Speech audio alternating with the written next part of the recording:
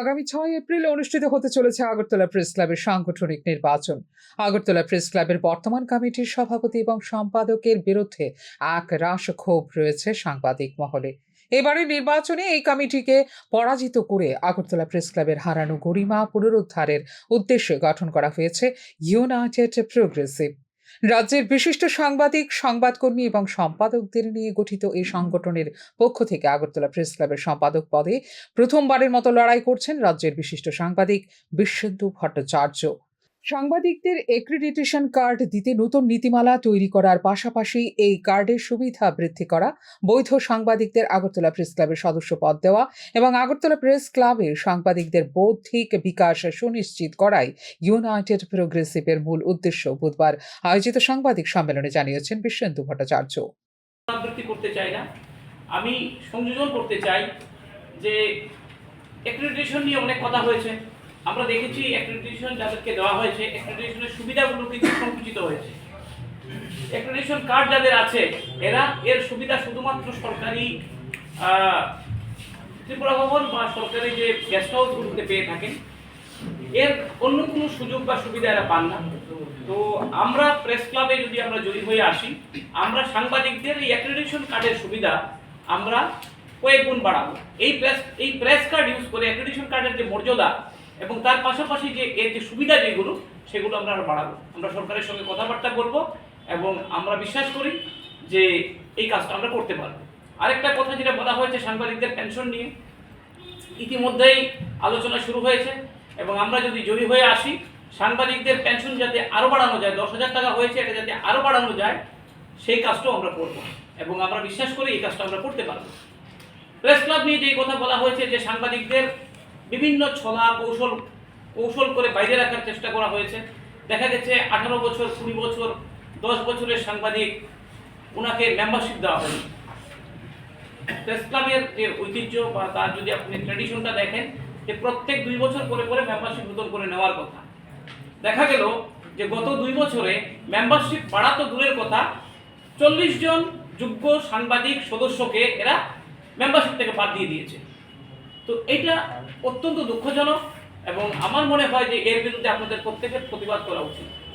যে যিনি সাংবাদিক আগের বছরে ছিলেন, 2 বছর আগে যিনি এই প্রেস ক্লাবের সদস্য ছিলেন, ভোটাধিকার যার ছিল, 2 বছর পরে কমিটি তার অধিকার ছিনিয়ে নিয়েছে। যেই কাজটা আজকে যেই 40 জন লোকের সঙ্গে হয়েছে সেই কাজটা আগামী দিনে আপনার সঙ্গেও হতে পারে। কারণ হচ্ছে একটাই, যদি এরা মনে করেন যে আপনি ওদের সঙ্গে নেই, আপনাকে ওরা ব্র্যাকেট করবে এবং আপনাকে আপনার ন্যায্য সুযোগ সুবিধা এবং আপনার যে প্রিভিলেজগুলো যেগুলো আপনি পাওয়ার কথা সেগুলো থেকে বঞ্চিত করবে। আরেকটা কথা বলা হয়েছে যে সাংবাদিকদের বিনোদন ক্ষেত্র হচ্ছে প্রেস ক্লাব। বিনোদন মানে কিন্তু বসে খাওয়া দাওয়া বিশ্রাম করা নয়।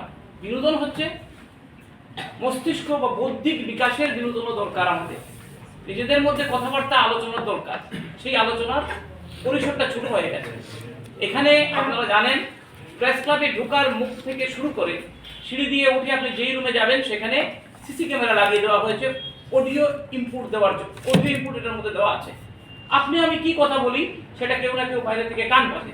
যেটা আমাদের একটা আইন আছে, ইনভেশন টু প্রাইভেসি, এটা খুব মারাত্মক আইন। এই ইনভেশন টু প্রাইভেসি যে অ্যাক্ট সেটাকে ভায়োলেশন করা হয়েছে এবং এটা মানবাধিকার লঙ্ঘনের সামিল। আমি জানি না আগরতলা প্রেস ক্লাব কর্তৃপক্ষ এটা কি করে করলেন। তো আমাদের অনুরোধ থাকবে যে আমি এই ক্লাবে এসে আমার বন্ধুর সঙ্গে কি কথা বলবো, সেটা যদি বাইরে থেকে কেউ আড়ি পাতেন, সেটা আমার মনে হয় এরকম একটা সাংবাদিকদের কোনো সংস্থার কাছে এটা কাম্য নয়। আগরতলা প্রেস ক্লাবের ক্যান্টিনকে ব্যবসায়িক প্রতিষ্ঠানে পর্যবসিত করেছে বর্তমান কমিটি। এছাড়া বর্তমান কমিটির সময়ে গায়েব হয়ে গিয়েছে আগরতলা প্রেস ক্লাবের কম্পিউটারগুলো। নির্বাচনে জয়লাভ করলে এই বিষয়গুলিতে পদক্ষেপ নেওয়া হবে বলে সাংবাদিক সম্মেলনে জানিয়েছেন নির্বাচনে সভাপতি পদপ্রার্থী প্রণব সরকার। তাহলে গত 2 বছর ওরা করলোটা কি? হ্যাঁ, কিছু একটা ওরা করেছে। সেটা করেছে হলো শুধু ক্যান্টিনকে দিয়ে ব্যবসা বাণিজ্য করেছে। আর যারা জেনুইন সাংবাদিক ছিল, ওরা ক্যান্টিনে ঢুকতে দেয়নি। ঢুকতে দেওয়ার সময় আই কার্ড চেয়েছে। কখনো বলেছে আপনি খাবেন, যেটা সানিদা বললো, আপনার মিসেস যদি এখান থেকে প্যাকেটও যায় ফুল টাকা দিতে হবে। আগে আপনাকে আমার ক্লাবে আমি ঢুকবো, আমার এখানে আই কার্ড দেখাতে হবে। ম্যানেজারকে আমাদের সেক্রেটারির আত্মীয়, ম্যানেজার সেক্রেটারির আত্মীয়, এই কাজগুলো শুধু করেছে। আর একটা জিনিস আমরা প্রত্যেকটা রুমে রুমে ঘুরে দেখেন, একটা কম্পিউটার সেন্টার, মিডিয়া সেন্টার আমরা করে দিয়ে গিয়েছিলাম। আজকে আপনারা এখান থেকে বেরিয়ে একটু দেখবেন কয়টা কম্পিউটার আছে, কোনো মিডিয়া সেন্টার চালু আছে কিনা এটা। অথচ দৈনিক সংবাদ ট্রাস্ট এই মিডিয়া সেন্টারের জন্য সবগুলো কম্পিউটার করে দিয়েছিল, এখান থেকে কম্পিউটার সরিয়ে নেওয়া হয়েছে। অথচ এই ক্লাব যখন গড়া হয়েছে, যখন এই ক্লাব যখন বিল্ডিং তোলা হয়েছে, তখন আমি সেক্রেটারি ছিলাম। বহু কষ্ট করে এই ক্লাব তৈরি করা হয়েছিল, সবাই পরিশ্রম করেছে, তৈরি করা হয়েছিল। কিন্তু যারা তৈরি করেছিল, যারা পরিশ্রম করেছিল সেদিন, ওদের আজকে প্রেস ক্লাবে ঢুকে আই কার্ড দেখাতে হচ্ছে। এই হলো প্রেস ক্লাবের বাণিজ্যিকরণ। বিস্তারিত সানিধ্যা বলেছে। শুধু একটা কথা আমরা বলবো, যদি আমরা এই প্যানেল পুরোটা আমরা জিতে আসি, প্রত্যেকটা ইস্তেহার, প্রত্যেকটা প্রতিশ্রুতি আমরা অক্ষর অক্ষরে পালন করব। আগরতলা প্রেস ক্লাবে আয়োজিত এদিনের সাংবাদিক সম্মেলনে উপস্থিত ছিলেন রাজ্যের প্রথিতযশা সাংবাদিক তথা বরিষ্ঠ সম্পাদক সানিদ্বীপ রায়।